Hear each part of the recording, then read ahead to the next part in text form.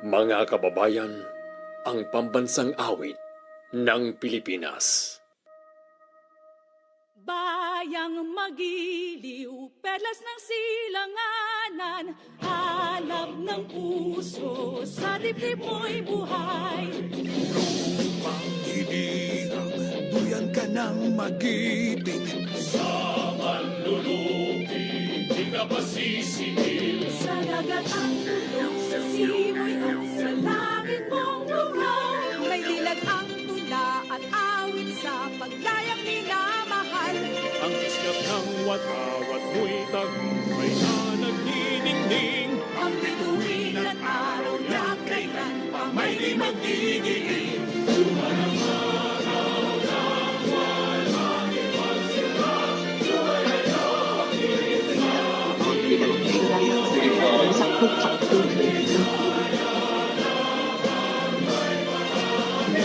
Mamamatay ng dahil sa'yo.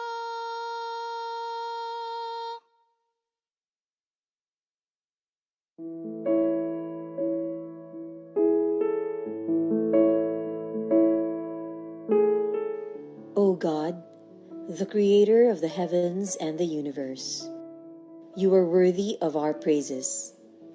In you alone we pray and submit ourselves, for we are nothing without you. We humbly ask for your forgiveness and mercy.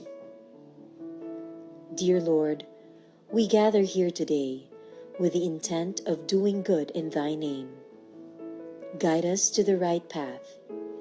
May our efforts be blessed with insight, understanding, wisdom, and respect for all. May our deep faith in you give us strength to act honestly and well in all matters before us. Amen.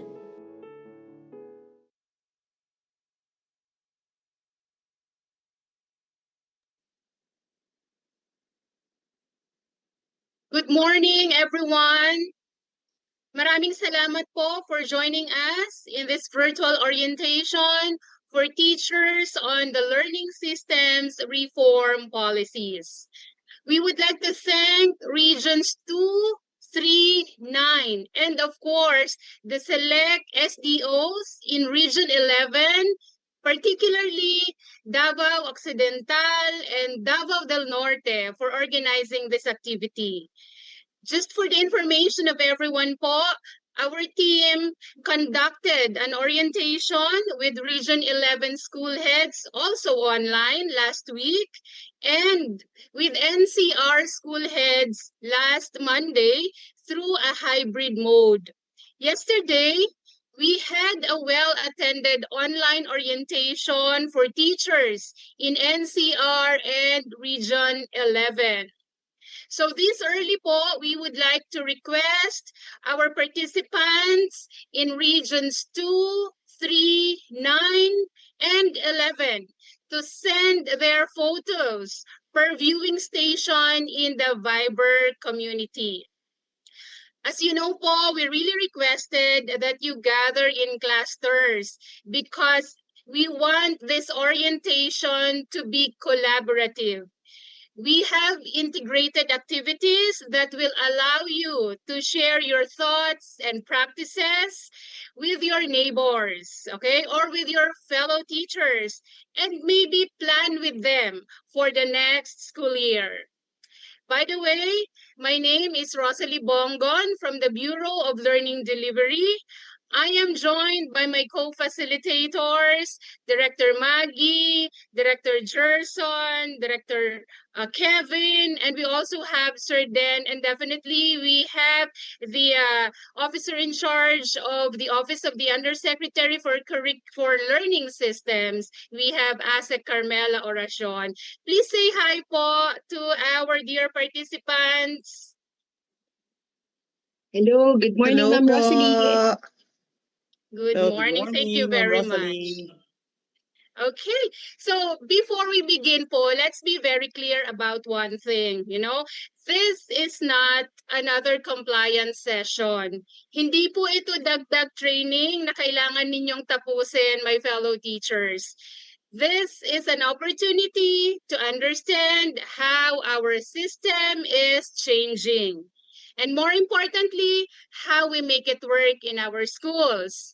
Kasi sa totoo lang naman po, in reality, we do not experience policies one by one.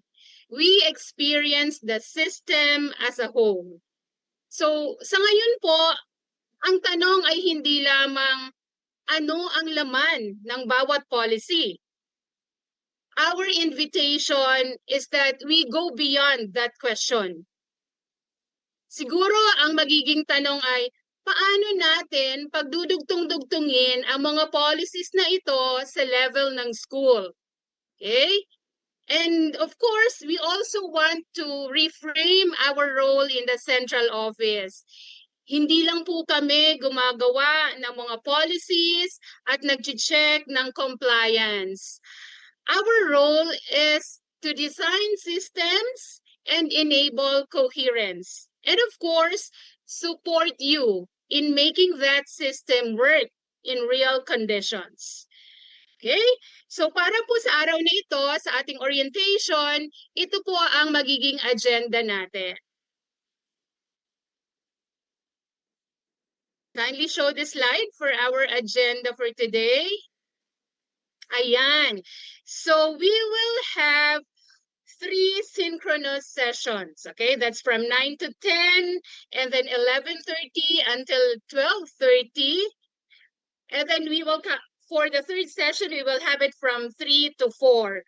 Notice that we also have 2 self-facilitated activities that will be from 10 to 11:30, and in time for your lunch, 12:30 to 3. Lunch po yan, sabay meron po tayong another self-facilitated activity.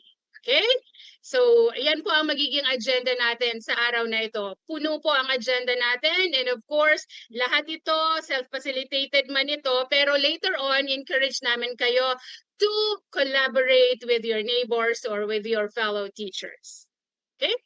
And now, meron po akong isang unang tanong sa inyo sa next slide natin. For our check-in, I'd like to ask you po, no? Sa dami ng mga pagbabago, no? Ano kaya ang nararamdaman natin sa ngayon?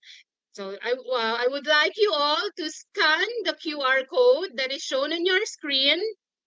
That will lead you to our Mentimeter. Or you can log in directly to menti.com and key in the code 28304435. Okay, fellow teachers, nascan na po ba ang ating QR code papunta sa ating Mentimeter for our check-in?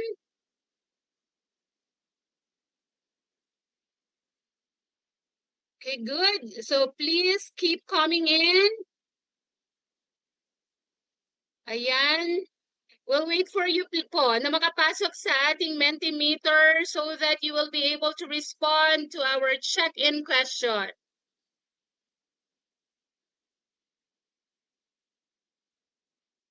Encouraging everyone to please continue coming in, no? Scan the QR code. Ayan, marami nang nag-respond. We already have 300,000 who responded para doon sa ating first emoji. They're wondering, no? Ano kaya itong policy na ito? So that manifest your curiosity about our policy reforms. 3K, natutuwa. Thank you very much. Okay. 1K, meron ding na-overwhelm, merong nasasad. Actually, lahat po ng responses na yan, normal yan, and that's valid. Okay? 5,000, wondering. Okay. So, valid po lahat ng responses natin. Normal po na medyo malito, normal na ma-overwhelm sa ngayon. That's exactly the reason why we are here, to bring clarity and of course, not add to your confusion. Okay, so maraming salamat. We go on to the next question. What brings you here today? Bakit po kaya nandito tayo ngayon? Bakit po kayo nandito ngayon? Okay, to fill a requirement, to learn ng pinakamataas, ha? to share, to air concerns, to solve problem, to feel connected. Yes. Pero ang mukhang ang pinakamarami, ang mabilis ang pagdami ay ang to learn. And to feel a requirement. Okay? Yeah, I think that this is also a requirement. To learn. Marami po talaga ang to learn. So, very good. Okay? Thank you so much at marami pang nagsasagot. Maraming salamat. It seems na maayos ang mga internet connection natin sa ating kanya-kanyang clusters. Very good, my fellow teachers. Maraming salamat for your active participation this early. Okay, thank you so much. So, ano man po ang dahilan kung bakit nandito tayo ngayon, iba-iba ang ating dahilan, pero ang mahalaga, ang lahat ng reasons na ito ay tumutulong sa atin para tayo ay maging handa sa darating na school year, para mas maging maayos ang implementation ng mga policies sa schools, at of course, para sa mas malalim na pagkatuto ng ating mga learners. Okay? So we are going to start with a big picture first bago tayo mag-deep dive sa ating details. Okay? Ang big picture po ay i-deliver sa atin later ni Director Maggie ng Bureau of Curriculum Development. But before that, we would like to welcome everyone, formally welcome you all in today's orientation. For that, may we call on the officer in charge of the Office of the Undersecretary for Learning Systems, Assistant Secretary Carmela C. Oracion. Ma'am?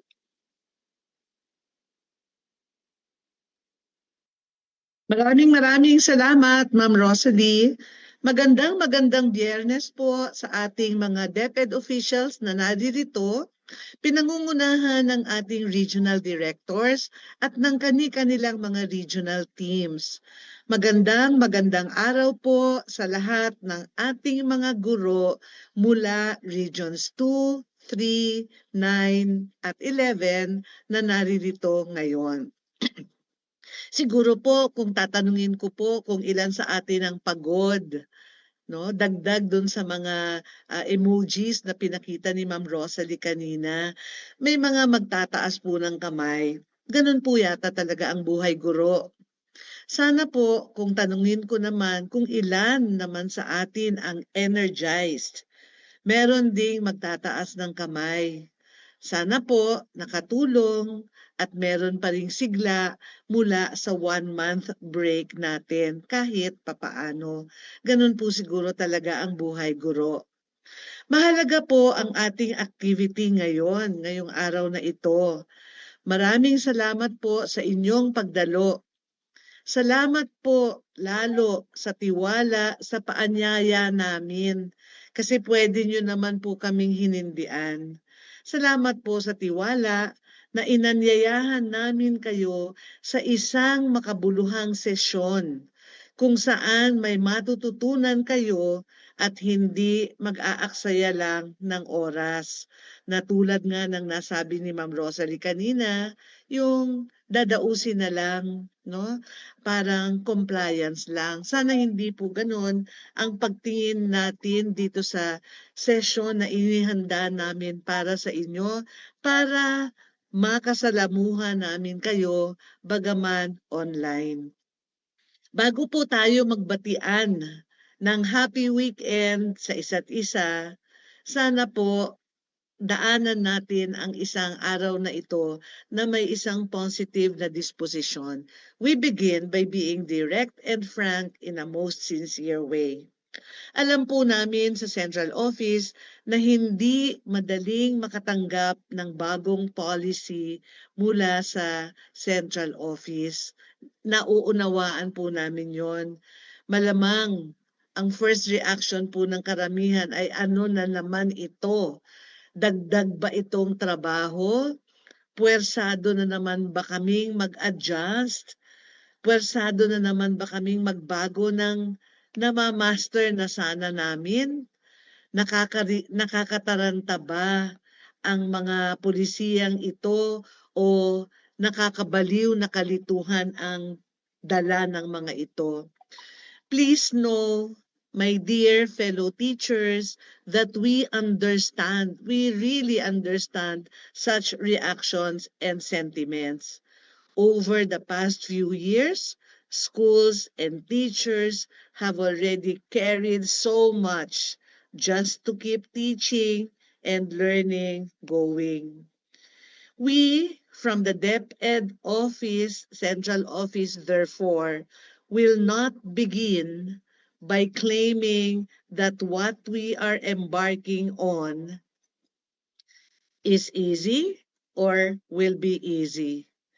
We want to begin by acknowledging what many of you, what many of us feel: fatigue, doubt, and the very weight of the system we have embraced, the system we have chosen to be responsible for.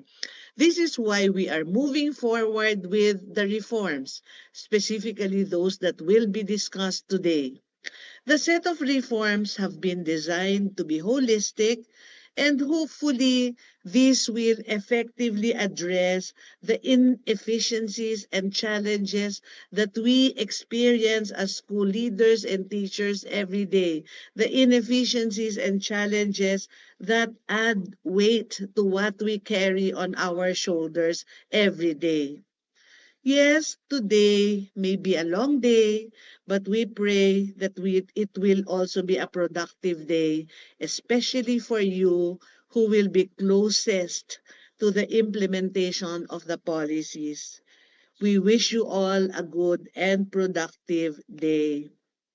Schools and teachers have already carried so much, as I was saying a while ago, just to keep teaching and learning going. This manifests the saying, hindi kulang ang effort. Kailangang mas maayos ang sistema, as you can see on the next slide. I am not sure po if the slides are moving from your vantage point, but perhaps our technical people can help us move the slides. On the contrary po, the fatigue, the doubt, and the very real weight of the system, the diminishing spark in us is the reason why we are moving forward with the reforms. My dear colleagues, my slides aren't moving. I hope the slides for the participants are moving. Can we kindly check? Director Maggie, moving from the position of the participants. Hi, Yusek. We did not use the slides before the big picture. Opening Okay. message pa lang po ito. Okay, so I don't go on with the next parts of the big picture. I stop Yes na? po, Yusek. All right. Just to open Okay. we want just to hear from you po from the All opening. right. So thank you. So there po, that's what I would like to say this morning. I really hope and pray that this will be a good and a productive day. At muli po, magandang araw po sa lahat. At sana po magkita-kita tayo isang araw personally and face-to-face. So back to you, Ma'am Rosalie or Director Maggie. Yes, maraming salamat po, Yusek Mel. At maraming salamat sa inyong opening message today. Sa ating mga teachers, alam niyo po, kadalasan kasi si Yusek Mel po ang nagde-deliver nitong part ko sa session natin. Kasi gusto po niya na siya mismo ang magpaliwanag nitong big picture ng ating reform. But today, medyo busy po si Yusek Mel at actually nasa Jensen siya for another activity. So, ma'am, we really appreciate that you are here to talk to our teachers. So ngayon po, katulad ng nabanggit ni Ma'am Rosalie, I will be presenting the big picture, meaning ano ba itong ginagawa natin? Ano yung kabuuan nito? Because we need to look at it as a whole system of reforms. So muli po, just to introduce, ako po si Dr. Maggie ng Bureau of Curriculum Development. At gusto ko pong magpasalamat muli, although nagpasalamat na kanina sa ating regional offices, sa division offices. Alam ko pong hindi ganun kadali na mag-organize ng isang orientation na buong region kaagad. Pero salamat po dahil natuloy tayo dahil sa pagsisikap nyo. Sa ating mga school head, sa mga focal po na silang nagmamanage ng ating mga viewing stations, maraming salamat po. Talagang tsinaganin yung iset up yung ating mga viewing stations kasi po gusto natin talaga mag-collaborate tayo dito sa session na ito. It's really a workshop for all of us. At syempre sa ating mga teacher participants, maraming salamat. Kasi di ba bakasyon pa kung tutuusin. Pero dahil gusto nating lahat na maghanda para sa paparating na school year, nandito tayo at makikinig tayo at makikilahok sa orientation na ito. So maraming salamat. So my role in this orientation is to just walk you through the key principles behind our reform and to give you a sense of what will change versus what remains the same. The details of the policy you will be able to flesh out in the course of the workshop, in the course of the orientation. Pero konting lang po, preview para pare-parehas tayo ng headspace pag inaral na natin yung mga detalye. Because again, mahalagang malaman yung detalye ng polisiya, pero ang pinakamahalaga, masagot natin kung bakit ba natin ginagawa to. We have to start with our why. And katulad po ng kanina naming mood, gusto naming magkamustahan din tayo at this point. And I want to start with a simple and honest question. Kamusta kayo, teachers? Kamusta ang teaching ngayon? I'll give you a few seconds. Huminga po tayo. Pag-isipan, kamusta ka, teacher? And I want you to raise your hand if you can relate to the following statement. So alam ko hindi ko po kayo nakikita dahil naka-YouTube live tayo. Pero nakikita niyo yung mga co-teachers niyo, di ba? So raise your hand if you felt this recently or in the past school year. Sige. Naramdaman niyo ba na, una, parang parating kulang ang oras ko?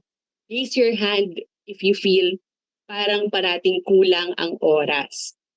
So, dapat siguro i-flash natin yun sa slide para makapag-reflect ang ating teachers. Ayan, siguro nagtaas na kayo ng kamay. For sure. Next statement. Masyadong maraming ginagawa. Parang kulang ako sa sobrang dami dahil ang dami-dami talaga nung kailangan tapusin. Raise your hand. I'm sure nakataas pa rin ang mga kamay ninyo. And lastly, kung naisip nyo to, bakit kailangan mag-adjust palagi ang daming pagbabago? And I'm sure, nakataas pa rin yung mga kamay ninyo because all of us do feel this way. Naiintindihan namin kayo sa totoo lang, kahit anong school o konteksto, talagang hindi madali ang pagtuturo. Dahil dala-dala natin yung emotional baggage at yung mga konteksto ng ating mga estudyante. And that is why exactly ginawa ba itong mga reformang to? No? These reforms exist to address these challenges. Hindi kayo nag-iisa. Dala-dala din namin yung mga hinaharap ninyo araw-araw sa loob at labas ng paaralan. Isang sistema tayo, magkaiba tayo ng role. Pero alam namin at ramdam din namin yung bigat ng araw-araw na pagharap ninyo sa mga estudyante at yung lahat ng mga challenges na dala ng sistemang to. So we want to start with, why do we need to change? We already know that we are facing a learning crisis. Di po ba? Lumabas na ang PISA, lumabas ang CPLM, lumabas ang EDCOM report. Alam natin at paulit-ulit na sinasabi sa atin na meron tayong learning crisis. Many of our learners are struggling with reading, with comprehension, with higher order thinking skills. No, ang daming gaps sa literacy and numeracy. They seem to be unable to apply what we thought they already learned. Di po ba? At the same time, yun nga, naproseso natin konti kanina, teachers are experiencing overload. Everything's so fragmented. Fragmented ang schedule, fragmented ang policy, sabay-sabay yung mga nangyayari. And there's too much focus on compliance. Parang parati na lang kailangan i-check kung nagawa ba natin kung ano yung sinabi ng memo. Doon tayo nakafocus at doon tayo napapagod. So if we keep doing the same things, we will keep getting the same results. We cannot do business as usual kung gusto natin po na makalabas tayo dito sa learning crisis. Every system is perfectly designed to get the results it produces. It's a quote from W. Edwards Deming, who is a business and management theorist. Ang sinasabi po sa atin ng quote na to, yung mga resulta, yung mga outcomes, yung learning crisis na meron tayo ngayon, Hindi po yan gawa ng ilang tao o grupo. Di po ba ang dali lang kasi, di ba? Kita natin sa social media, pag lumabas yung news on low learning outcomes, sasabihin, yung mga teacher kasi, ganito na sila, ganyan na sila. O kaya, yung DepEd kasi, ganito sila, ganyan sila. Kaya, meron silang mga sinisisi kaagad na mga particular na elemento dun sa sistema. Pero ang totoo, outcomes are predictable consequences of system design. Yung disenyo mismo ng sistema ang nagsiset up sa atin, kaya tayo paulit-ulit na ganito. Kaya kung gusto natin ng resulta, kung ayaw natin na may mga batang naiiwan, kung ayaw natin na pagod ang mga guro, hindi sapat sabihin sa isa't isa na parang, oh, galingan natin ha, o magsikap tayong lahat ha. Dapat, baguhin na natin yung sistema, baguhin natin yung mga polisiya na masyadong mabigat para i-implement para sa atin. Dapat ang sistema ang sumusuporta sa atin, lalo-lalo na sa inyo ng mga guro. So we are doing this reform because we cannot just simply blame individuals or people. We have to redesign the system. And so these individual policies, hindi sila nakadesign na isa-isa. They were not designed to be separate changes, but were instead designed to be one reform package for the whole system. Diba parang system upgrade, pag nag-upgrade yung cellphone nyo, yung laptop nyo, yung mga software, hindi naman po isang peraso lang o isang elemento lang ng sistema yung nagbabago. When you have a system upgrade, everything changes. Kailangan yung pinagbago sa isa, susuportahan nung isa pa. Okay? Hindi pwedeng isang component lang. So together, these reforms strengthen our actions towards achieving our biggest goals, especially the 5-point agenda in DepEd's Quality Basic Education Development Plan or the QBEDP. Pinapatibay ng mga ito ang layuning palakasin ang foundational skills ng bawat Pilipino at magpatuloy ang pagbibigay ng suporta sa ating mga guro. So dito po, you've laid out an overview. So first we have the 3-term calendar, which aims to protect instructional time and time for designing learning with more intentionality so that we can really say teaching and learning is our priority. Diba? Teaching and learning, yan ang primary purpose ng ating mga paaralan.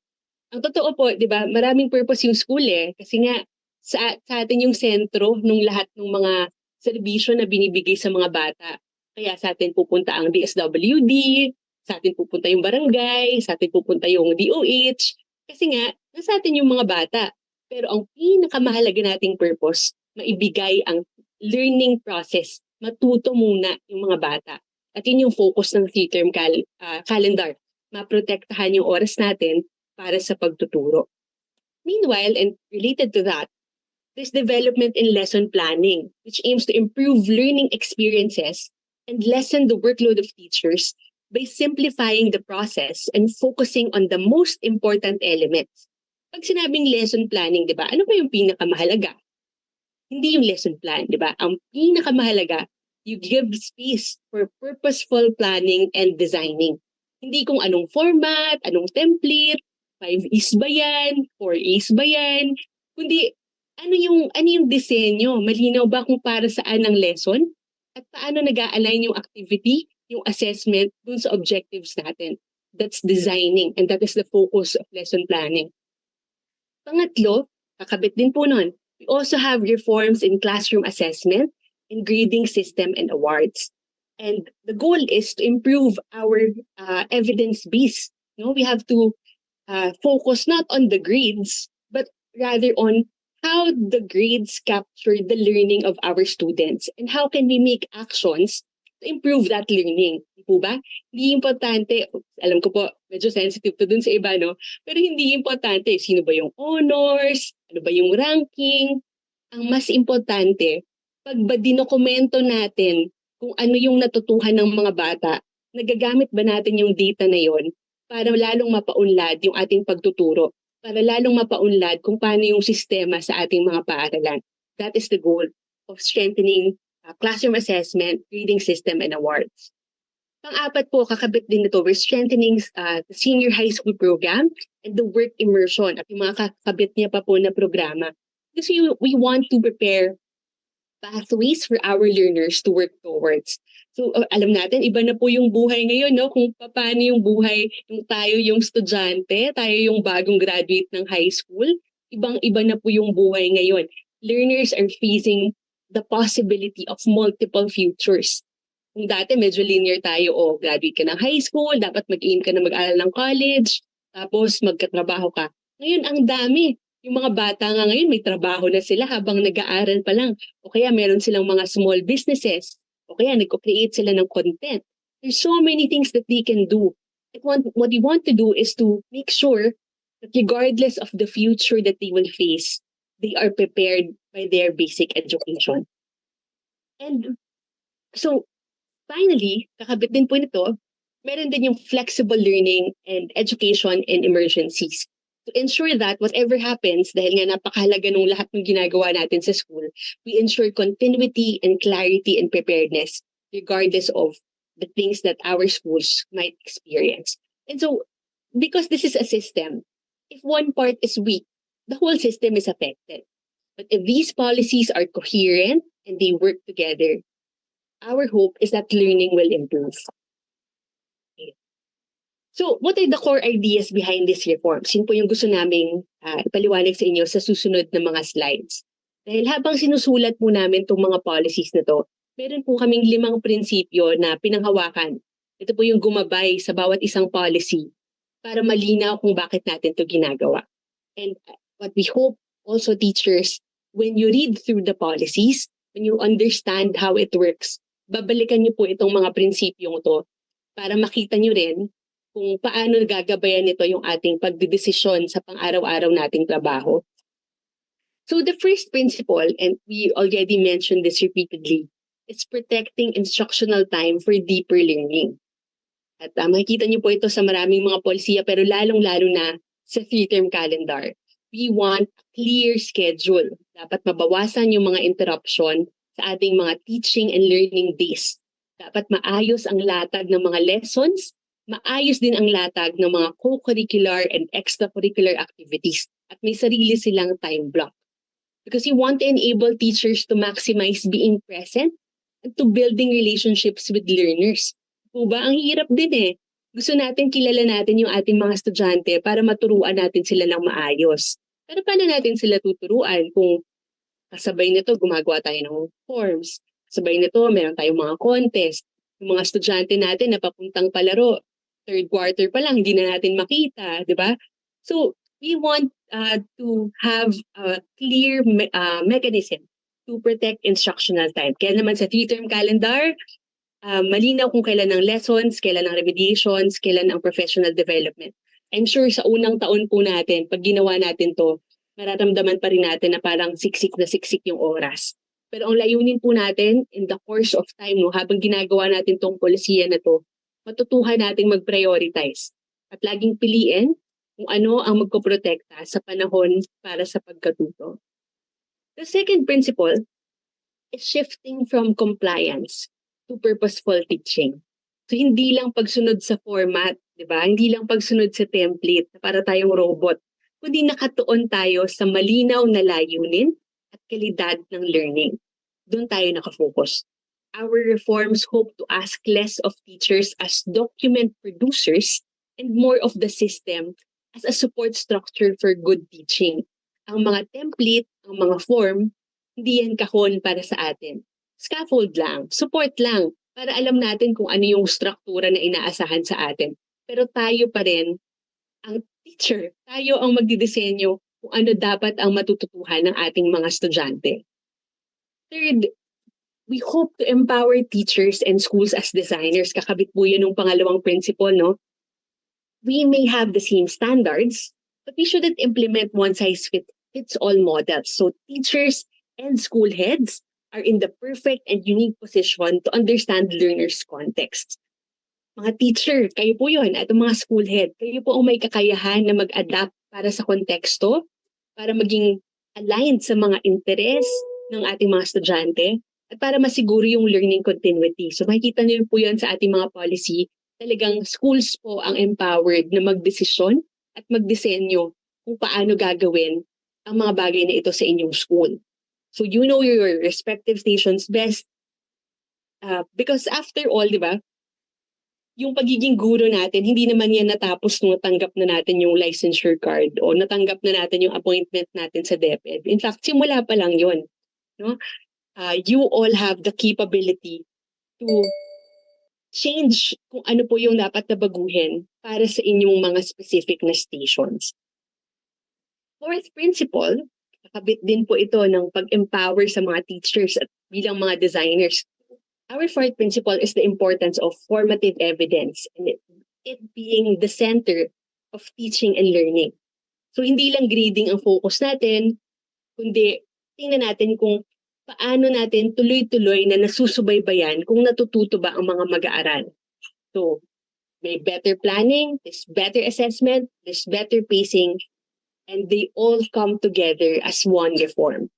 They are one feedback loop that informs the teachers how to teach better and informs the school heads how to manage their schools better. Okay? And fifth, at ito po yung siguro ramdam na ramdam natin bilang prinsipyo talaga, well-being is part of learning quality. Hindi po afterthought ang wellness, no? Hindi yan nakukuha lang sa masabi lang na may konting wellness activities, masabi lang na may isang wellness break na na-avail ni teacher. Hindi po ganun, ano? Kundi naka-embed dapat yung wellness sa lahat ng mga proseso natin. Sa calendar, di ba? Sa lesson plan, sa mga forms, sa mga policies. Dapat iniisip lagi kung ito ba yung magdadala ng wellness sa ating lahat. So together, these policies aim for a humane system for teachers, learners, and their families that protects the conditions for real learning to happen. In teaching and learning, wellness is crucially important. It fuels engagement, it deepens understanding, and sustains the desire to learn. Ang wellness ay pampasiklab. Ito ang susi para maging malalim at hindi mababaw at napapanatili nating lahat yung kagustuhan natin na matuto para sa mga bata, di ba? At kayo po, para yung masustain natin yung kagustuhan natin na magturo, di ba? Lahat tayo, nagsimula tayo sa pagtuturo, meron tayong purpose. Gusto natin na makapag-ambag tayo sa buhay ng mga estudyante natin.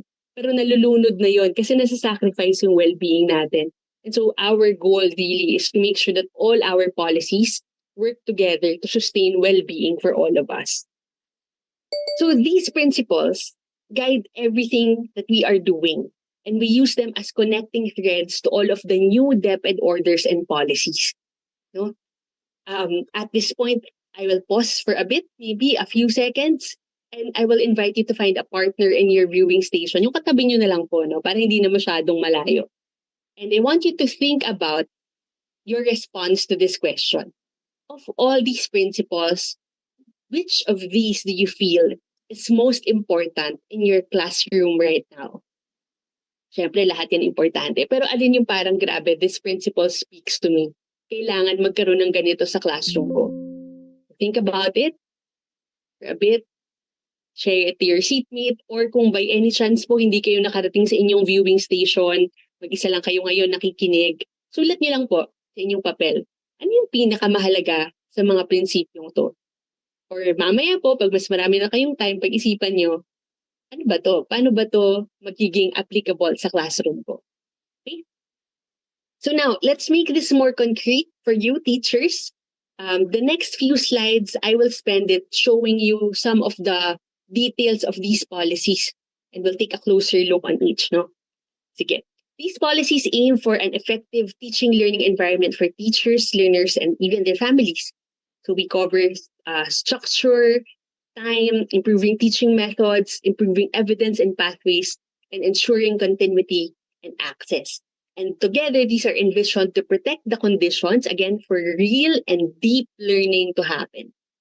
Unang policy po yung ating 3-term calendar.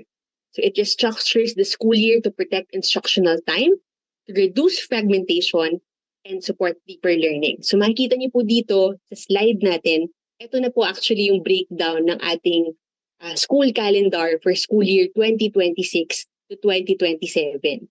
Lumabas na rin po ang DepEd order para sa 3-term school calendar. Makikita niyo po ito sa DepEd website. Hanapin lang po natin doon sa issuances, DepEd orders, nandun po yon para makita natin yung kabuuan ng polisiya. Pero broadly, ito na po yung calendar natin. At syempre, alam ko po, sa inyong mga paaralan, magkaplano pa kayo ng mga details kung anong mangyayari sa opening block at sa end of term block. So, a 3-term grading period structure decreases 4 grading periods into just 3 terms.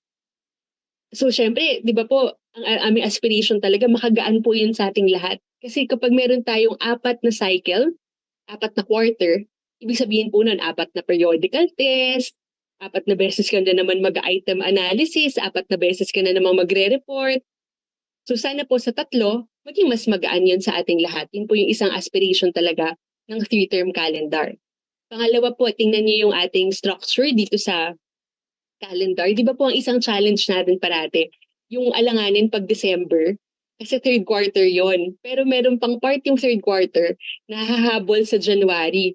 So yung sinimulan mo ituro sa simula ng 3rd quarter, pagdating ng exam sa January, nakalimutan na nila kasi totoo po yung learning loss over the break. O kaya naman yung sa medyo malapit-lapit na sa Christmas party, di na papasok yung bata. O kaya pagka naman kakabalik lang ng January, hindi mo na din papasok sa simula kasi galing sa probinsya, galing sa celebrations. So dito sa 3-term calendar, na-solve na natin yon. Pag nag-close tayo ng klase sa December 18, tapos na ang term 2. Pagbalik nila sa January, term 3 na tayo. Simula ulit tayo ng panibagong term sa ating curriculum. Kaya po, hopefully, makakatulong yun sa ating lahat. But the second thing that's critical po, dito sa ating 3-term calendar, it allots an end of term block for all the other equally important activities. So sa end of term, at makikita po natin yun sa sunod na slide, meron tayong talagang mga dedicated days para dun sa mga extracurricular and co-curricular activities. So ito po yung breakdown ng structure ng ating term. Sa unang term po, dun lang po merong opening block. Ang opening block po para dun sa ating mga orientation, sa pagbibigay ng mga class routines natin, pagbibigay ng schedule sa mga bata, pagkukumpleto ng mga forms, pagkukumpleto ng mga birth certificate, ng mga kailangan i-attach.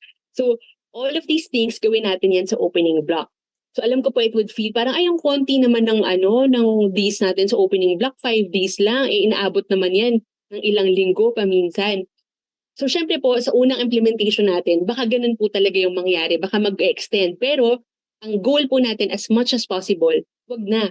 Kung kayang tapusin dun sa unang 5 araw, gawin na natin. Kasi sa opening block, wala tayong klase.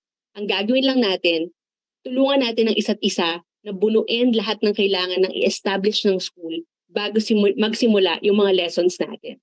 And then we have the instructional block. Sa instructional block, dito na tayo magtuturo. So dito, susulitin natin yung oras as much as possible. Huwag tayong tatanggap ng disruption. Kung meron tayong celebration na tatapat sa instructional block, integrate na lang natin sa klase natin kasi pwede naman, 'di ba? Kung buwan ng wika, bakit hindi natin integrate sa Filipino, 'di ba? O kung merong isang local celebration na hindi naman required yung ating mga estudyanteng pumunta, baka pwedeng banggitin na lang sa Araling Panlipunan, o kahit na sa iba pang mga subject na pwede nating integrate yung mga celebrations na yun. Tapos sa dulo, sa end of term block, doon naman yung mga natitira natin ng mga activities pa. Kung gusto natin na, syempre bahalaga yung professional development natin, yung mga inset, dito natin yan gawin sa end of term block. Yung mga iba pa nating mga programs para sa mga bata, talagang gusto natin, meron tayong school-wide celebration o school-wide activity, dito yan sa end of term block. Meron din ditong dedicated day sana po for grade computation. Syempre, hindi po ibig sabihin nito, teachers, na habang instructional block ay hindi tayo magsisimulang gumawa ng records natin, di ba? Mahirap naman po yun. Siyempre, sa 8 hours natin sa maghapon, bilang mga empleyado, di po ba 6 hours ay para sa pagtuturo, meron tayong 2 oras para dun sa mga teaching-related tasks. At yun pong pag-evaluate ng assessment or pag-record, kakabit po yun ng ating pagtuturo. Kasi pag nagre-record tayo, nakikita natin yung trend. Sino ba yung may kailangan ng remediation? Sino ba yung kailangan ko palang kamustahin tong batang to, lagi pala tong absent. So doon natin yung gagawin pa rin within the instructional block. Pero po, nagdagdag tayo ng araw doon sa end of term para mayroong dedicated days. Kasi diba syempre po, ginawa niyo yung record doon sa 60 to 62 days na instructional block. Kailangan niyo pa ng time para i-synthesize. At talagang linisin yung inyong form, linisin yung inyong class record, dun po yun. At least sa end of term block, merong mga araw na wala kayong klase at yun lang po yung gagawin ninyo. So ganun po yung layunin ng 3-term at calendar natin at yung structure ng ating mga time block. Sunod po, no? Nakita natin dito, mas malinaw yung paghahati ng taon, mas malinaw yung paghahati ng term. At kapag maayos ang latag ng school year, mas maliwanag din sana at mas magaan ang pagtuturo. So, ano yung magbabago at ano po yung mga maiiwan na ganun pa rin naman? Tingnan natin sa next slide. So, what's new with the 3-term calendar? Again, we just have 3 grading periods instead of 4. We have longer teaching blocks, and we have fewer interruptions during instruction. But what will stay the same? We'll teach the same competencies, no? Hindi po totoo na nagbago ang curriculum, parehas lang po. Ang meron tayo ay bagong budget of work, bagong paghahati. Kung dati 4, naging 3. Pangalawa po, we will assess learning. Siyempre, kailangan pa rin po yun, kakabit po yun ng pagkatuto. And we have the same start and end of the school year from June to March. At siyempre, ang April, yan pa rin ang inyong uninterrupted break for teachers. Sige po. Sunod, kakabit din itong 3-term calendar yung ating lesson planning reform. And here, our goal is to transform lesson planning from a compliance-driven task into a focused, flexible, and meaningful professional practice. Sa lesson planning reform, ang layunin natin ay hindi dagdagan ang laman ng lesson plan format o gawin itong mas komplikado. Actually, kabaliktaran po. Ang gusto natin, gawing mas simple, mas nakatuon sa learning ang lesson plan at ang learning process. So hindi na po sa pilitan o hindi lang basta compliance o hindi basta mairaos lang. So mas simple yung ating format. We have a streamlined lesson plan template. Nakakabit po ng ating DepEd order. Although palabas pa lang, mamaya po makikita ninyo yung overview ng policy sa ating workshop. So again, we also hope to empower teachers as designers and not just implementers. Hindi po bibigyan kayo ng template o bibigyan kayo ng exemplar tapos yun na yun. Meron po kayong kakayahan na buuin yung inyong lesson at kayo po talaga yung mag-design ng learning experience. We hope the exemplars and the forms will just give you some guides, but you will still have the freedom to design learning because you know your learners best. Meron din ditong mention po nung tinatawag na ilaw, we want our lessons to focus on the essentials. Dati kasi, di ba nga po, nabanggit ko na kanina, ang dami nating versions, may 5Es, may 4As, may iba pang mga template, bawat isang subject.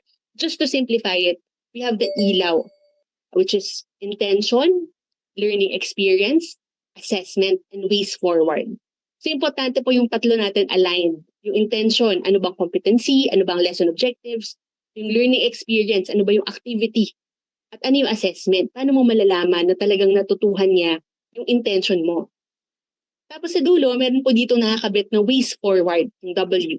Dahil dito po, nakafocus naman sa reflection ni teacher. Ano ba yung natutunan mo nung dineliver mo yung lesson mo? Mahalaga po yun dahil syempre, hindi naman isa lang yung klase natin. No? Pag tinuro natin sa isang section, ituturo pa natin sa sunod. So kailangan may isulat natin at mapag-isipan natin, teka, paano ko pa ito pwedeng pagandahin? Paano ko pa pwedeng i-improve? At ganun din, syempre, ang kagandahan nun, di ba? Next school year, kung same lang ang load ninyo, pwede nyo ulitin ulit yung lesson plan. Pero mayroon ka ng reflection, saan ka ba nahirapan nung tinuro mo yon? At least, pwede nyo pong mas pagandahin, mas i-improve pa, ayon dun sa nakalagay sa inyong ways forward. And dito po, ina-highlight din natin, related to that, yung importance po ng instructional support. So dapat, magkakasama tayo dito, tayong mga teachers. No, hindi natin kailangan na mag-gatekeep. Lesson plan ko, ako lang gagawa nito. Hindi, pwede tayong magtulungan. At pwede tayong magbigay ng feedback at coaching sa isa't isa.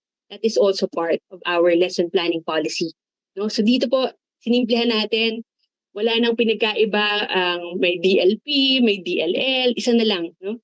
Walang pinagkaiba kung bago kang teacher, kung matanda ka ng teacher, matagal ka na sa service, okay lang yon. You all follow the same template. Hindi kailangang sulat kamay, hindi kailangang ikaw lang ang nagpakahirap para buuin. You can work together, you can use AI, and you can collaborate freely and with support from each other. Sige. Sa next slide, nandito ulit yung summary ng what's new and what is the same. What's new? Again, we have one simplified lesson plan format. We have less emphasis on form and more on clarity and flow. We have more flexibility to adjust pedagogical model and strategies. And again, na-mention ko kanina, naka-embed po sa policy ang guidance for AI use. So pwedeng gumamit ng AI as long as we're still the owners of the process, no? Tayo mismo yung nagdidisenyo nung ating activities. Instructional coaching should be more supportive rather than punitive, no? Hindi po masama na pare-parehas tayo ng lesson plan. In fact, kung parehas tayo ng load, dapat talaga parehas tayo ng lesson plan, di ba? I-adjust lang natin, depende dun sa konteksto ng ating specific na klase. And we, of course, focus on the core learning design principles and teaching strategies as starting points. Mamaya po, meron tayong very exciting session in our orientation. Hihimayin natin yung core learning design principles at paano yun i-apply sa mga klase natin. But what stays the same? Siyempre, meron pa rin lesson plan. Hindi naman tayo papasok sa klase na wala tayong dala. So we still plan lessons, we still define objectives, activities, and assessments. But we have simplified the process altogether. Okay? Pangatlo po, meron din tayong reforma sa assessment and grading. At dito po, ang focus natin, hindi lang yung score o yung grade, kundi paano ginagamit ang assessment para mapabuti ang pagtuturo. So assessment is now more explicitly formative with a focus on the checks for understanding and different feedback cycles embedded in teaching. So makikita niyo po dito sa slide natin, Key Stage 1 is moving away from numerical towards more descriptive and evidence-based focused grading. While Key Stages 2 to 4, no, hanggang senior high school na po, meron pa rin, may numerical grade pa rin, but you will transition away from transmutation tables. So yes, magiging zero-based na po tayo. Hindi na kailangang i-convert o i-transmute yung mako-compute natin ng mga scores. And this way, what we hope to do is to give clearer feedback and more balanced assessment. Nakatutok tayo sa ano bang nangyari dun sa pagkatuto ng mga bata. Hindi lang dun sa ano na ba yung grade nila. Lalong-lalo na po sa Key Stage 1, ano, na kung saan hindi dapat nape-pressure yung mga bata nung kanilang mga grade. Nakafocus talaga tayo sa paano ba nado-document yung mga iba't ibang paraan na natututo yung mga bata. So, kasabay din ito, meron din tayong mga pagbabago po sa awards, no? Siyempre, awards and recognition. At dito sa awards and recognition, nakatuon tayo sa positive reinforcement, academic excellence, leadership, at special recognition. Siguro yung pinaka madalas pong mabanggit dito, yung general average para sa academic excellence, umakyat na po ito sa 95. Nakuha po namin itong feedback na ito sa pakikipag-dialogue sa mga teachers na mukhang ito na yung fair. Ito yung fair na gawin nating threshold for academic excellence given yung culture kung paano tayo nag-grade ngayon. So may mga pagbabago man, actually marami pa rin pong parehas pa rin. So we'll see in the next slide. In summary, ano yung bago dito sa ating assessment policy? Key Stage 1 will have descriptive grading, wala na pong numerical grades, at wala na pong academic awards. Pero sa Key Stages 2 to 4, merong numerical grades, pero aalis na tayo sa transmutation at magkakaroon na tayo ng zero-based grading.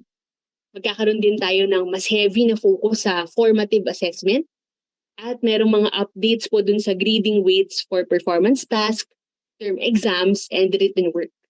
Ang makita niyo po dito, mas bumigat yung performance task. Dahil ito po yung space kasi natin para sa authentic assessments. Yung talagang ipaperform nila at i-apply yung kanilang natutuhan. But what will stay the same, syempre po, we'll still assess learners and we still have grades, we still have marks at the end of each term. Sige po. Susunod naman na dalawang policy focus, no, pag-usapan natin yung flexible learning program at yung education in emergencies.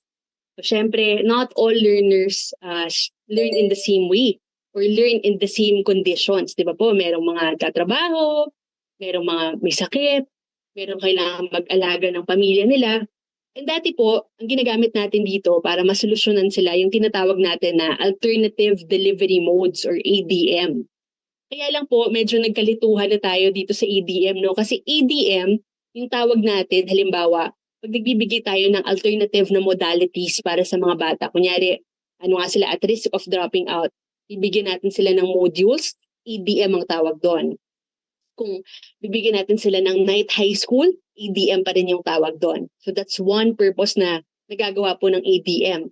Pero ang nangyari po, nung dumalas yung mga disruption, nung nagka-pandemic, dumami yung mga bagyo, tumaas ang heat index, nag-shift tayo sa iba't ibang mga modality, tapos tinawag na rin natin yon na ADM. So nagkalituhan na po tayo kung ano yung purpose talaga ng ADM. At naging fragmented na yung ating approach. So ngayon po, i-retire na natin ang ADM, hindi na natin siya gagamitin. At magkakaroon tayo ng dalawang magkahiwalay na program o concepts. So yung una po, yung tinatawag na Flexible Learning Program. Ito po yung ating programa para sa mga estudyante na at risk of dropping out o hindi nila kayang sundin yung schedule ng ating formal school. So the FLP ensures that every learner can access quality education regardless of their context, their circumstances, or the other disruptions happening in their lives. So before, the schools had to navigate multiple policies, no? Magkakahiwalay po yan. So ngayon, pinagsama-sama na natin siya sa isang FLP policy at isang framework na lang po siya. So iba-iba ang learning modalities, pwedeng in-person, pwedeng modular, pwedeng online, pwedeng blended. Pero po, ang importante i-highlight dito, hindi lahat ng school ay kailangang mag-offer ng FLP. No? Meron pong kanya-kanyang paghahanda ang bawat isa sa mga modalities na ito at kailangan niyo pong magpaalam kung kailangan niyong mag-offer ng FLP dahil meron kayong mga estudyante na ito yung kailangan nila. So hindi tayo lahat kailangan mag-FLP. Pero ang pinagkaiba po, on the other hand, ipapaskip ko siguro dun sa kabilang slide sa EIE or yung Education in Emergencies. Yan. Ito po, ito naman yung parang kabilang side ng dati nating ADM, di ba? Yung Education in Emergencies, ito yung ginagamit natin kapag merong disruptions o mga bagyo. Ito naman sa EIE, kailangan lahat tayo handa na mag-deliver nito. Okay? Dahil kung yung FLP para siya sa mga learners at risk of dropping out, itong EIE para sa buong schools natin kapag merong bagyo, kapag merong iba't ibang klase ng disruption na nangyayari sa ating mga paaralan. Dito naman, ang importante nating makita, merong iba't ibang modes na pwede tayong gawin o responses na pwede tayong gawin kapag nagkaroon ng emergency sa ating paaralan. So 4 po na modalities dito, may hinto, may hinga, may hinay at may hayo. So halimbawa po bumagyo sa inyong paaralan, sobrang binaha ang inyong community, hindi nyo kayang pumunta sa school, hindi kaya ng mga bata, pwede kayong mag-decide, si school head pwede mag-decide, okay, ang school natin ngayon, hinto. All forms of learning are suspended. O kaya naman bumagyo, parehas na scenario po, no? Bumagyo, bumaha, pero okay naman yung mga bata, more or less na nalaman nyo na yung communities nila safe naman, pwede tayong maglagay ng mga check-in activities and light distance learning. Pwedeng hindi saktong-sakto dun sa ano yung pinag-aaralan nyo sa curriculum. Gusto nyo lang magbigay ng konting learning bits. Gusto nyo lang magbigay ng parang one question quiz sa inyong messenger group. Pwede po yan dito sa hinga. Pwede rin naman na hinay. Parang kunyari, again, bumagyo, binaha kayo, pero yung mga estudyante niyo capable naman sila na mag-connect online, o kaya meron na kayong pre-positioned modules, at kaya ninyong magkaroon ng structured distance learning experiences na aligned sa curriculum, okay po yun, pwede niyong gawin. And then finally, pwede din namang humayo. Pwedeng nag-suspend sa inyong LGU dahil sa bagyo, pero nakita nyo, ay hindi naman kami affected, malayo naman kami. O kaya dito naman actually, di naman umulan, kaya namin pumasok. Pwede rin po kayong humayo. And again, isa pa pong important na nuance, hindi po ito continuum. Hindi kailangan na isang araw hinto, o tapos hinga naman, tapos hinay naman. Hindi ganon. Kung ano po yung kailangan nyo for that day, yun po yung implement niyo na education and emergency modality. Pwedeng hinto, kinabukasan, okay, kaya na nating bumalik, hayo na tayo. Or pwedeng today, hinga tayo, bukas kaya nating humayo, balik na tayo sa school. Okay? So yun po yung pinagkaiba ng FLP at ng EIE.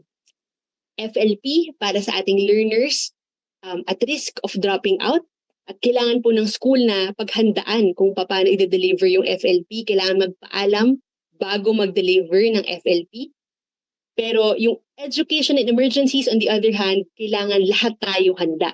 Dahil wala po sa ating na-exempt sa emergency. Lahat tayo nababagyo, lahat tayo naiinitan, So paghandaan po natin yan, hindi natin kailangan ng permit para mag-offer ng EIE. So babalik po ako dun sa previous slide para lang ipakita po sa inyo yung summary ulit ng flexible learning program. So again, we're retiring the ADM, wala na pong gagamit ng alternative delivery mode. Dito sa FLP program, pangalawa po, we have a clear system for supporting and monitoring learners with different needs. So naka-embed po yun sa policy kung paano i-monitor yung mga bata kahit iba-iba yung modalities nila.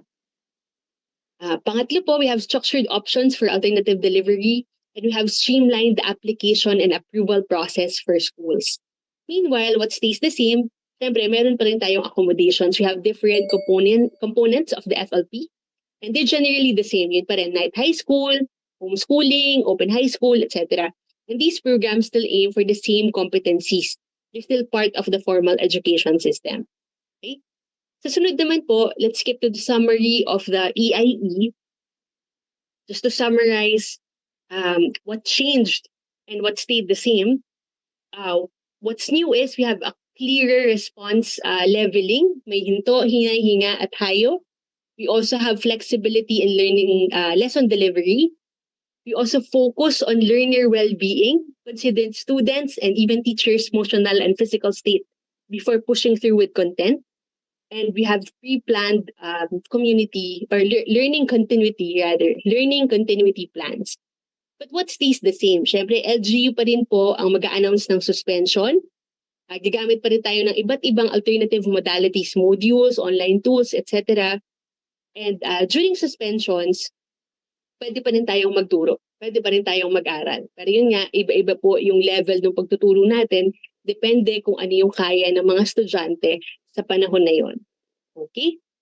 And then finally, i-discuss po natin very briefly na lang yung senior high school and work immersion. So sa senior high school po, marami ring mga pagbabago pero meron tayong privilege dito na nakapag-pilot tayo ng 1 taon, no? So nasubukan na natin yung iba't ibang mga proseso. Ang gusto po namin i-highlight sa Shenton Senior High School, what we want to have are these 5 key principles, no? Una, gusto nating maging streamlined ang senior high school. Dati po nagkakalituhan tayo hanggang ngayon. Actually, nalilito pa rin ano ba ang track, ano ba ang strand. O kaya naman, ano ba yung mga subject within the different strands. Hindi natin makabisado sa sobrang dami. So we want to streamline and simplify it so that it's easier to implement and easier to communicate to our stakeholders. Pangalawa po, we want to expand student choice, no? Across the board, formal and non-formal systems, nakikita natin habang umaakyat ng grade level, nagda-drop out yung mga bata. At isa sa mga pinaka-importanting dahilan, dahil nawawala na po sila ng interest. They find that their education is not relevant to the future that they aspire for. So, gusto natin magkaroon ng mas malawak na student choice para maging mas excited sila na matuto. We also want to focus on reinforcing the foundations for optimal learning in life, optimal success in life. So yung mga subjects din po sa senior high school, mas mahaba yung oras dahil mas malaki yung puwang para ma-master pa nila yung mga gaps nila nung kanilang K-10 or nung kanilang lower grade levels. Pang-apat na prinsipyo, we want to focus on enhancing employability. Ang totoo po sa mga estudyante natin in the past years, 80 to 90% ang aspiration mag-college. Pero sa katotohanan din, meron din naman 15 to 20% na uuwi sa pagtatrabaho at gusto natin yung trabaho na pupuntahan nila, yung talagang makabuluhan. Hindi lang informal or informal sector employment, but rather yung talagang employability, nakikita sila at dignified yung mga trabaho nila. And then finally, we're working towards establishing stackable and seamless learning pathways. What they gain in senior high school should be creditable when they go to TESDA, when they go to higher education, when they go to work. At yun po yung goal natin for senior high school. So kaya po, meron tayong 5 key features galing sa mga prinsipyong to. Una, 2 track na lang po tayo, academic and tech pro. Hindi po nawala talaga yung arts and sports and design. No? Nakapaloob na po sila sa academic. Pero dahil 2 na lang sila, mas simple na po ito para sa ating schools na i-implement. Meron na rin tayong 5 core subjects na lang mula sa 15. So, kabawasan po yun. No? At mas mahaba naman yung oras na gugugulin para sa kanila. 1 buong taon sa grade 11 ituturo ang ating mga senior high school core subjects. At yung laging tanong dito, kung kasama ba sa 3-term ang senior high school? Yes, kasama po. Meron tayong budget of work para sa ating mga core subjects. At yung mga electives naman, tinatapos po yun within the term. So halimbawa, sa grade 11, kukunin nila yung 5 core subjects, tapos kukuha sila ng isang elective na mas mahaba yung oras. Typically, 1 hour and a half para matapos nila yung oras na kailangan para sa kanilang term.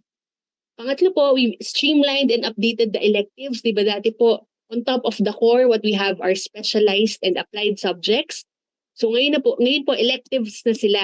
Dahil hindi na nakakahon sa mga strands yung mga bata, pwede silang pumili ng electives or subjects sa kahit anong cluster ng electives. At in-update din natin yung time allotment. Nabanggit ko na po, mas mahabang oras para sa core at 80 hours pa rin para sa mga academic electives. 320 hours naman para sa ating mga Tech Pro electives. So halimbawa po, kung kayo ay may Tech Pro elective sa grade 11, isang elective lang po sa buong taon. So meron din pong budget of work yung Tech Pro para sa grade 11. Pero sa grade 12, dahil po wala na tayong core subjects, pwede na pong tapusin ng mga electives within the term. Katulad po din yung ating mga subjects nung tayo ay nasa semestral system. And finally, at inulit-ulit na po natin ito, gusto natin yung choice ng mga bata ng kanilang subjects, nakadepende po dun sa gusto nilang exit. Hindi lang naka-impose dahil merong strand at meron ng pre-selected set of subjects. Kasunod din po nito, gusto natin pag-usapan very briefly din ang work immersion na atin pong pinalawak ngayon, no? At para kasama din po dito sa work immersion yung field exposure and arts apprenticeship. So tatlong bagay na gusto nating i-highlight. Una po, ang work immersion ay para sa ating Tech Pro learners. At ito ay pinahaba natin. Dati 80 to 320, ngayon 320 to 640 hours. At ginawa po natin ito dahil gusto nating ma-enhance ang work readiness. Sa mga senior high schools po na kasama natin ngayon, I'm sure naalala nyo, ngayon yung mga estudyante lalabas lang halos 2 linggo. Parang extended field trip lang. Ang sabi po ng ating mga industry partners, hindi namin ma-hire yung mga estudyante nyo kung 1 linggo, 2 linggo lang namin silang kasama. Kasi kakastart pa lang ng training, hindi pa nga nila nasubukan yung actual na trabaho. So kaya po, humaba yung ating work immersion at ito po ay required para sa Tech Pro learners.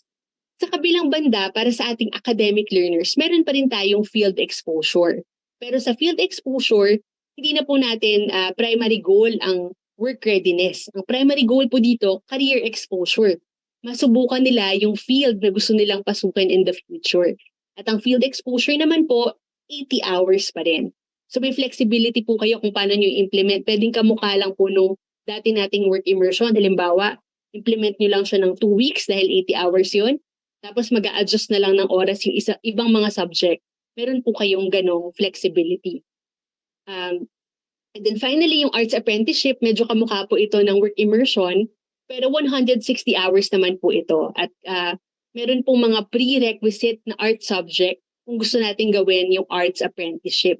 Dahil syempre po dito sa arts apprenticeship, meron tayong mga mentors para sa mga estudyante na gustong sumubok ng very particular na art forms.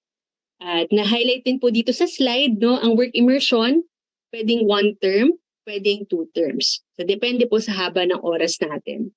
Ang importante lang po sa isang araw, huwag naman nating palagpasin sa 8 oras yung ating mga bata sa kanilang mga immersion sites. Sige po. So, just to summarize, no, kung ano po yung nagbago, siguro balikan natin yung Strengthen Senior High School summary muna. Again, so there's fewer core subjects, from 5 from 15. Mas malino na po na track sa academic or Tech Pro. Students can choose their electives aligned to their interests and goals. There's stronger link to the real-world experiences. And there's greater flexibility and it's easier for students to shift pathways. Hindi na po sila nakakahon sa strands.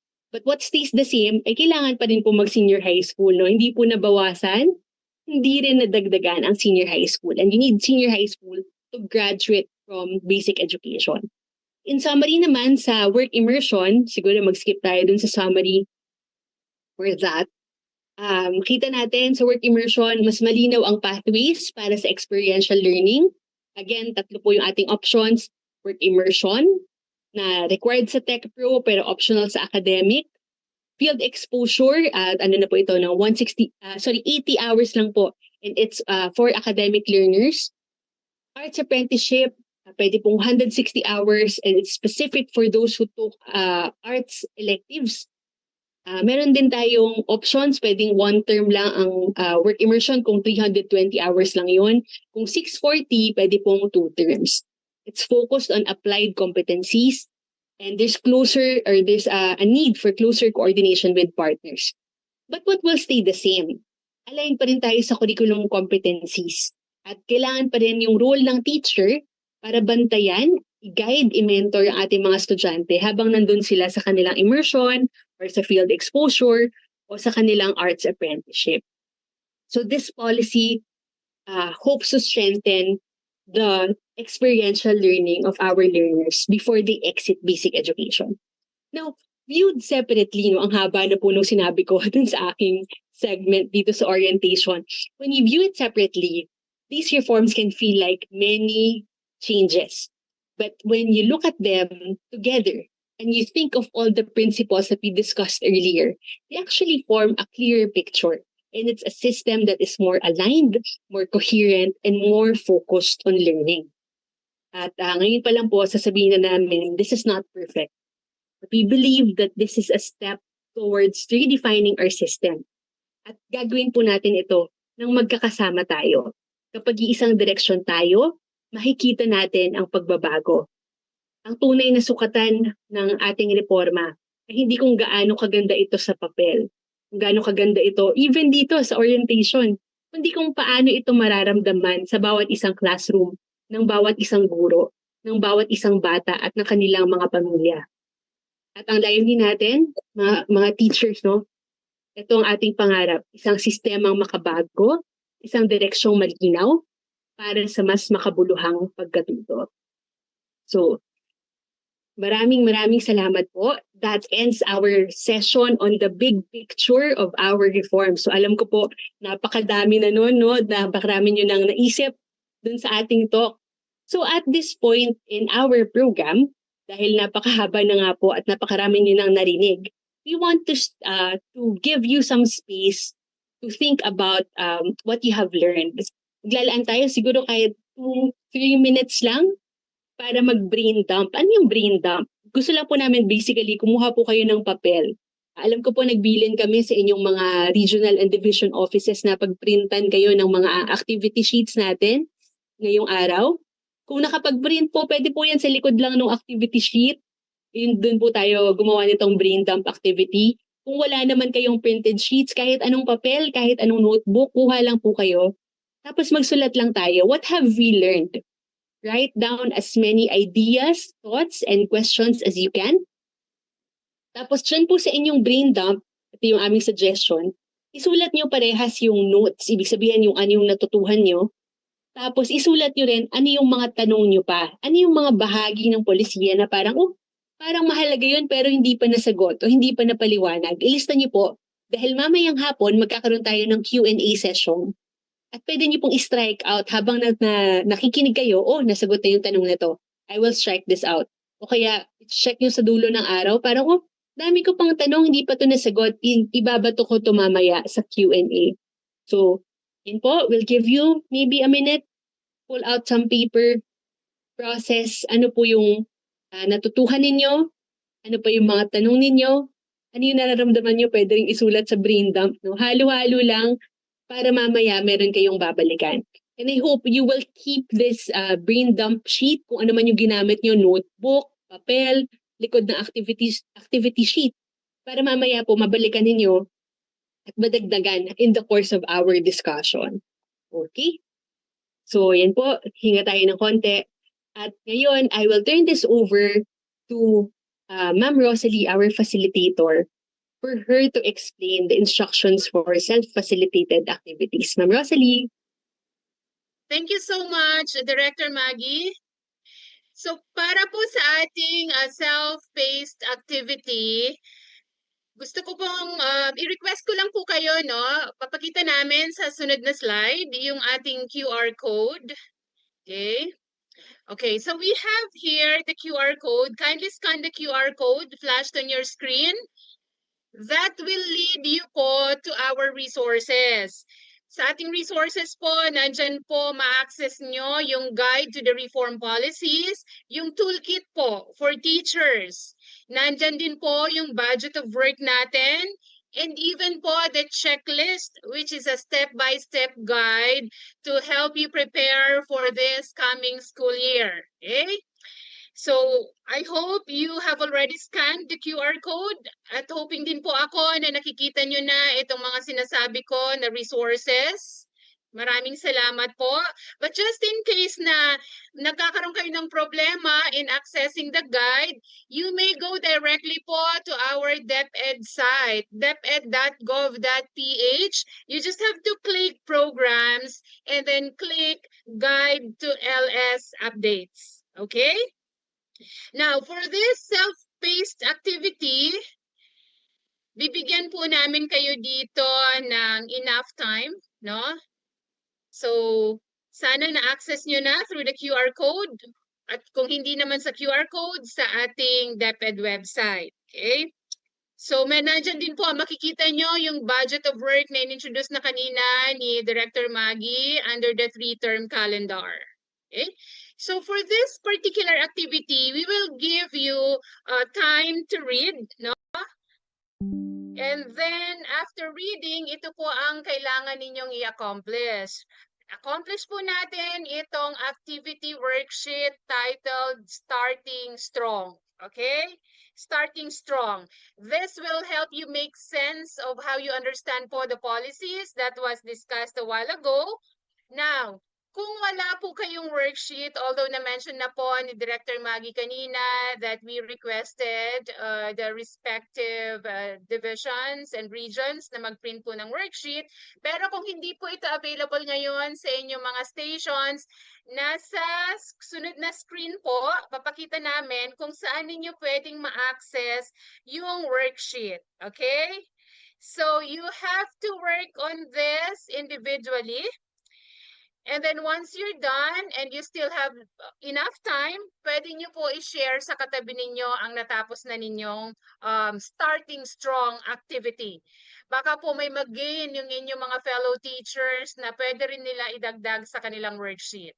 So just to repeat my instruction, na-access nyo na po ngayon ang mga resources natin through the scanned QR code o kaya naman through our DepEd website, through programs, and then guide to LS updates.